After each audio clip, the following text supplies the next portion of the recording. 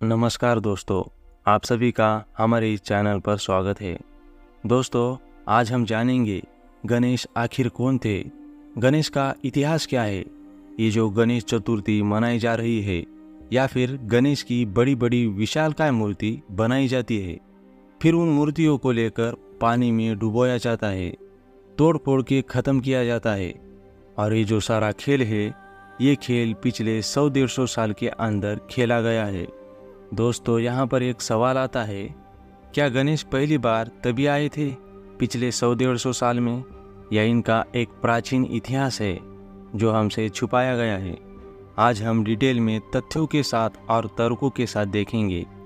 भारत में जो शिल्पकला मिलती है उसमें बहुत सारी गणेश जैसी मूर्तियाँ भी मिलती है।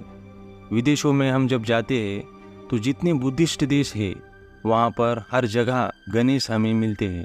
और जब हम विदेशियों से बात करते हैं, भाई ये किसकी मूर्ति है, तो वो कहता है कि ये तो हमारे बुद्धा है, हमारे एलिफेंट हेडेड बुद्धा है। तो सवाल यहाँ पर यह बनता है कि बुद्धिज़्म में गणेश क्या कर रहे हैं, और हिंदुइज़्म में अगर ये गणेश है तो फिर भारतीयों ने पिछले 100-150 साल से ही गणेश की पूजा क्यों स्टार्ट कर दी। जब हम गणेश का इतिहास खोजते हैं तो हमें ये पता चलता है कि जितनी भी पुरानी गणेश की मूर्तियां हैं वो हमें बुद्धिस्ट देश में मिलती है। जैसे इंडोनेशिया का बाली गणेश है और जैसे जावा का गणेश है, आप इस तस्वीर में देख पा रहे हो।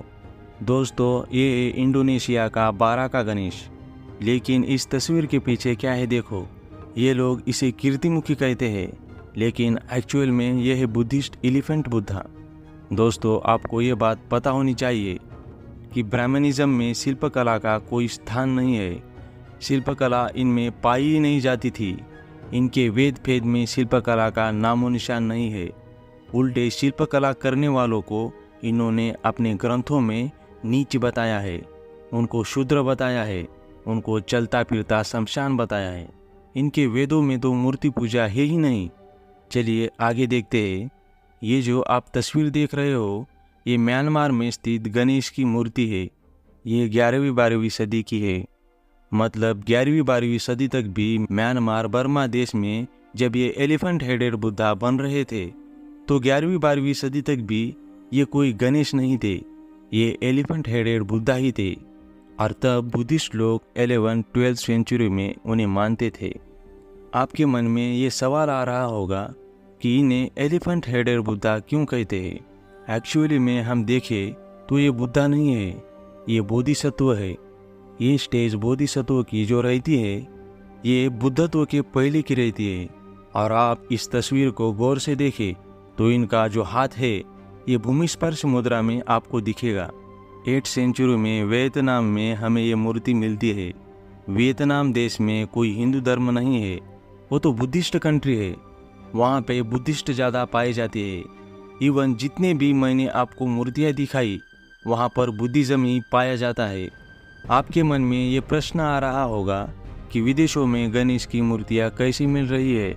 हम इतिहास में देखें तो अनेक भिक्षु विदेशों में बुद्ध की विरासत, उनका प्रचार प्रसार करने के लिए गए हैं। जैसे कि 4th सेंचुरी में असंग जो बौद्ध भिक्षु थे, उनके माध्यम से ही बहुत सारी चीज़ें फैली थी। जैसे भिक्षु बोधि धर्म चाइना बौद्ध धर्म का प्रचार करने के लिए गए थे। अगर हम ब्राह्मणिज्म में देखें, इनमें तो समुद्र पार करने में रोक लगी हुई थी। समंदर पार करने से इनका धर्म भ्रष्ट हो जाता था। बुद्धिस्ट ही एकमात्र ऐसे थे जो सभी देशों में गए और बहुत सारे बुद्धिस्ट देश बन गए। इसी कारण से जो बुद्धिस्ट की शिल्पकला थी, उनकी जो चीज़ें थी वो वहाँ चली गई। आज भारत में किसी ने उस पर दुकान खोली है, उसका ब्राह्मणीकरण करके आज उन्हें पूजा जा रहा है। और एक बात, हमने जितनी भी मूर्तियाँ देखी जो 11वीं सदी से पहले की थी, उनमें कहीं पर भी चूहा नहीं दिखता। जो ब्राह्मणिज्म में ये लोग मूषक को गणेश का वाहन बताते हैं, वो तब तक अस्तित्व में ही नहीं था। गणेश की प्रतिमा के साथ चूहा तब जुड़ता है जब वज्रयान आता है। दोस्तों, हमें ये समझना चाहिए कि अगर एक पत्थर भी दिखता है तो ब्राह्मण के लिए वो एक बिजनेस मॉडल है। जैसे कि ब्राह्मण को अंग्रेज़ों के समय में उसे पता चल गया कि गणेश तो विदेशों में भी पाए जा रहे हैं, इस तरह की कोई मूर्तिकला है, हाथी का सर है और धड़ इंसान का है। तब गणेश भारत में प्रचलित नहीं थे। गणेश चतुर्थी तब मनाई नहीं जाती थी। पहली बार गणेश चतुर्थी जो है वो तिलक ने बनाना शुरू की है। उसी ने ही स्वराज्य के नाम से ये सब गणेश चतुर्थी मनाना शुरू किया। भारत में तो इन लोगों ने तोड़ फोड़ के ख़त्म ही कर दिया था। पर जब इनको पता चला कि विदेशों में तो बुद्धिज़्म की ये चीज़ें, ये शिल्पकला मिलने लगी है, जब साबित हो गया कि ये सब चीज़ें उनकी है, तो ये उस पर कब्जा करके ये हमारे गणपति है बोल बोल के उस पर धंधा शुरू कर दिया। अब इससे क्या हो रहा है कि पूरी दुनिया को, पूरे बुद्धिस्ट देशों को क्या लग रहा है कि भारत में तो बौद्धों की ही शिल्पकला चल रही है। वो हिंदुइज्म को या ब्राह्मणिज्म को लेके चलते हैं कि बुद्धिज़्म का ही ये पार्ट है, बुद्धिस्ट की ही चीज़ों को वो सेलिब्रेट कर रहे हैं। दुनिया को तो ये ब्राह्मणिज्म वाले ऐसे मैसेज देते हैं, लेकिन ये यहाँ पर क्या कर रहे हैं, ये बहुजनों को बता रहे हैं कि तुम्हारा तो कोई अपना इतिहास ही नहीं है। और उस मूर्ति को, गणेश की मूर्ति का ब्राह्मणीकरण करके उसकी अलग अलग कहानी बनाकर कि ये तो पार्वती का बच्चा है, उसके मैल से पैदा हुआ है, उसकी रक्षा करने के लिए ऐसे ऐसे गप्पे हाँक कर अपना बिजनेस मॉडल चला रहे हैं। दुनिया को दूसरा संदेश देना, बहुजनों को दूसरा संदेश देना और खुद के लिए अपना बिजनेस मॉडल तैयार करना, इस षड्यंत्र को हमें पहचानना होगा। दोस्तों, सबसे पहले हमें अपने लोगों को ये समझाना होगा कि हमारा मूल कल्चर क्या है। किसी चीज़ की पूजा पाठ करना हमारा कल्चर है या ब्राह्मणिकल का कल्चर है। हमें ये बात समझनी होगी कि हमारे लिए तो ये शिल्पकला है।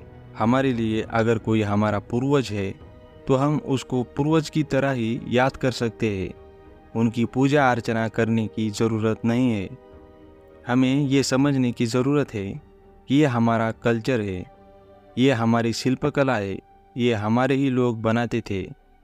इन सभी चीज़ों को देखते हुए यही कंक्लूजन निकलता है कि गणेश वैदिक देवता नहीं है।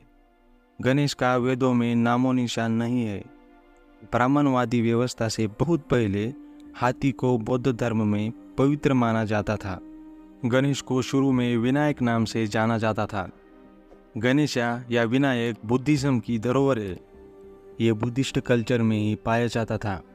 दोस्तों, इस वीडियो को ज़्यादा से ज़्यादा शेयर कीजिए ताकि भारत के मूल इतिहास के बारे में सब लोगों को पता चले। धन्यवाद।